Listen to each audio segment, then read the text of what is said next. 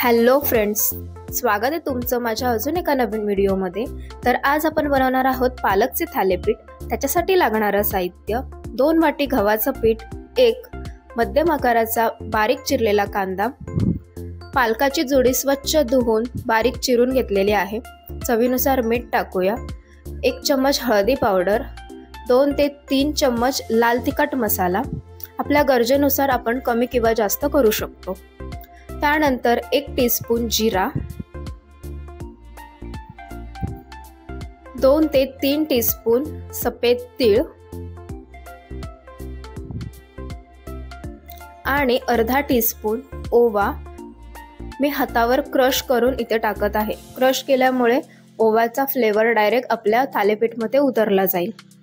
2 ते 3 टीस्पून आपण तेल, कच्चंच तेल आहे, तेल टाकून घेऊ, मिश्रण एकजीव करू आणि थोडं थोडं पाणी टाकून कणकेचा गोळा मळून घेऊया। कणकेचा गोळा जास्त घट्टसर मळायचा नाहीये, अगदी पातळ मळायचा आहे।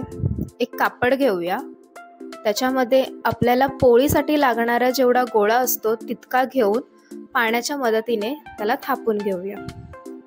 मी इथे थोडेसे पालक चिरलेला टाकलेला आहे, तेही त्याच्यावर टाकून थापून घेऊ। मस्त असं गोलाकार येईपर्यंत आपल्याला थापायचं आहे। जास्त जाडही ठेवायचं नाहीये आणि जास्त बारीकही करायचं नाहीये, मध्यम आकारामध्ये आपण त्याला थापून घेऊया।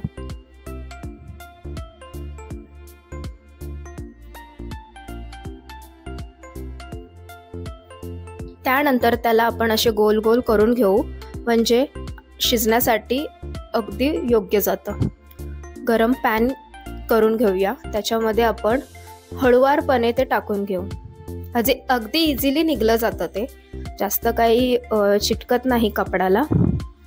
त्याच्यानंतर आपण दोन्ही साईडने खरपूस असं भाजून घेऊया, गोल्डन ब्राऊन कलर येईपर्यंत आपल्याला मस्त भाजून घ्यायचं आहे। ते क्रिस्पी होतं जर गोल्डन ब्राऊन कलर केला तर, आणि खाण्यासाठी अगदी मस्त लागतं।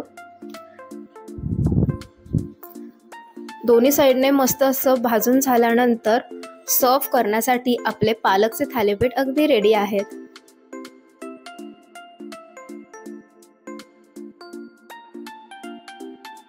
आपण याला दह्याबरोबर सर्व करू शकतो। व्हिडिओ आवडला असेल तर चॅनलला लाईक, शेअर, सबस्क्राईब नक्की करा। बाय।